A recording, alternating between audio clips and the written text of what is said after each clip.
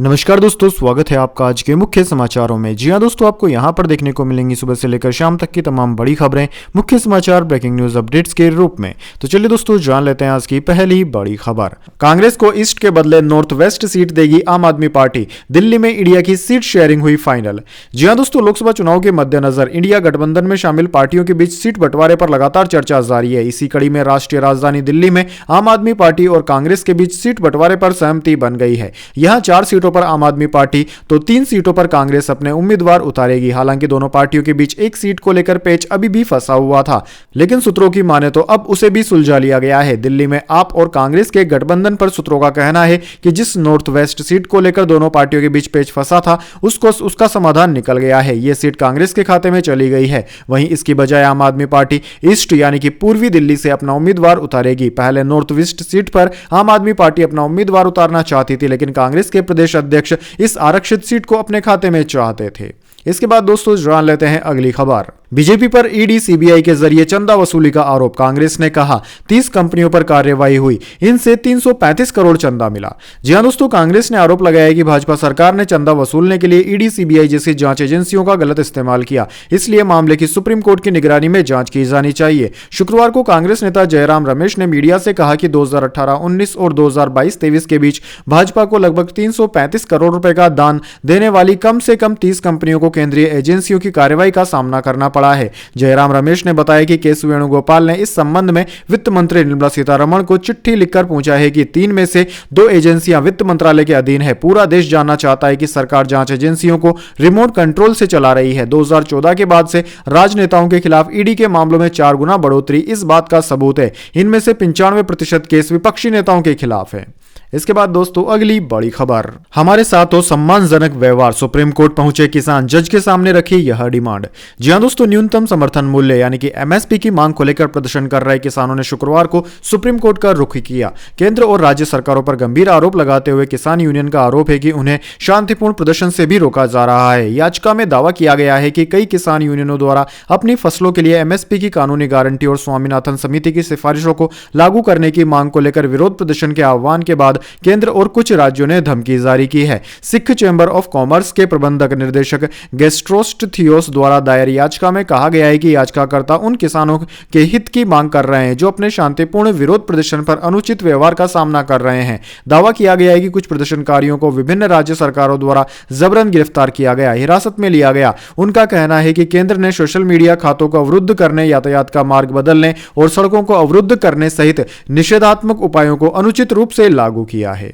इसके बाद दोस्तों, अगली बड़ी खबर। संदेश खाली मामला, अब एनएचआरसी की टीम पहुंची, भाजपा टीम को जाने से रोका। लोकेट हिरासत में 8 दिन में दूसरी बार बीजेपी डेलीगेशन रोका। जी हां दोस्तों, पश्चिम बंगाल के उत्तर 24 परगना स्थित संदेश खाली में महिलाओं के यौन शोषण का मामला गरमाया हुआ है। शुक्रवार को राष्ट्रीय मानवाधिकार आयोग एनएचआरसी की टीम संदेश खाली पहुंची। ये टीम पीड़ित महिलाओं से मुलाकात करेगी। इससे पहले भाजपा की महिला टीम को संदेश खाली जाने से पुलिस ने रोक दिया था। भाजपा टीम की अगुवाई भाजपा सांसद लोकेट चटर्जी कर रही थी। डेलीगेशन और पुलिस के बीच बहस भी हुई। इसके बाद लोकेट को हिरासत में ले लिया गया। इससे पहले 16 फरवरी को भी केंद्रीय मंत्री और महिला सांसदों के प्रतिनिधिमंडल को संदेश खाली नहीं जाने दिया गया था। वहीं संदेश खाली के बर्मापुर गांव में बड़ी संख्या में लोगों ने प्रदर्शन किया। इसके बाद दोस्तों, अगली बड़ी खबर। आरबीआई ने सुझाया रास्ता, पेटीएम ऐप पर यूपीआई जारी करने के लिए 4-5 बैंकों से मिलाना होगा हाथ, एनपीसीआई लेगा फैसला। जी हां दोस्तों, भारतीय रिजर्व बैंक यानी कि आरबीआई ने शुक्रवार को पेटीएम पेमेंट्स बैंक को लेकर नए दिशा निर्देश जारी किए हैं। दरअसल दोस्तों, पेटीएम यूपीआई सर्विसेज अगर पेटीएम पेमेंट से लिंक है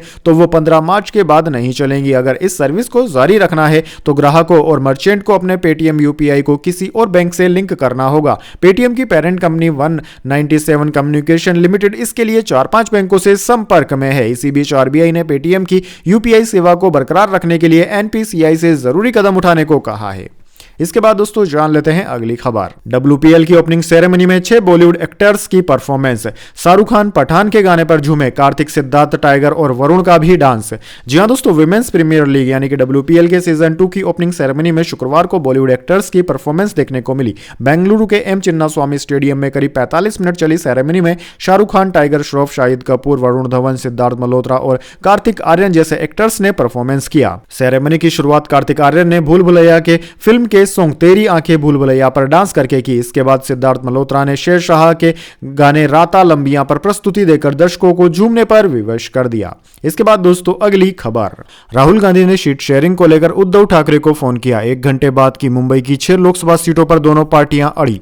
जी हां दोस्तों, भारत जोड़ो न्याय यात्रा के बीच कांग्रेस सांसद राहुल गांधी ने महाराष्ट्र में सीट शेयरिंग को लेकर इंडिया में शामिल शिवसेना नेता उद्धव ठाकरे से बातचीत की। राहुल ने गुरुवार को उद्धव को फोन किया और करीब 1 घंटे बात की। महाराष्ट्र में कुल 48 लोकसभा सीटें हैं। राज्य में उद्धव ठाकरे की शिवसेना, शरद पवार की एनसीपी और कांग्रेस महाविकास आघाड़ी अलायंस के तहत एक साथ है। तीनों पार्टियों के बीच 40 पर सहमति बन गई है। 8 सीटों पर मामला अटका हुआ है। इनमें से 6 सीटें मुंबई की है। सूत्रों की माने तो कांग्रेस मुंबई की 6 लोकसभा सीटों में से 3 पर चुनाव लड़ना चाहती है। इनमें Mumbai south central, Mumbai north central और मुंबई नॉर्थ वेस्ट शामिल है। हालांकि उद्धव ठाकरे कुल 18 सीटों पर चुनाव लड़ना चाहते हैं, जिनमें 4 सीटें मुंबई की है। इनमें Mumbai south, Mumbai north west, Mumbai north east और मुंबई साउथ सेंट्रल शामिल हैं। इसके बाद दोस्तों अगली बड़ी खबर, पश्चिम बंगाल राशन घोटाले में ईडी ने दर्ज किया नया केस। शाहजहां शेख और उसके सहयोगियों पर छापेमारी।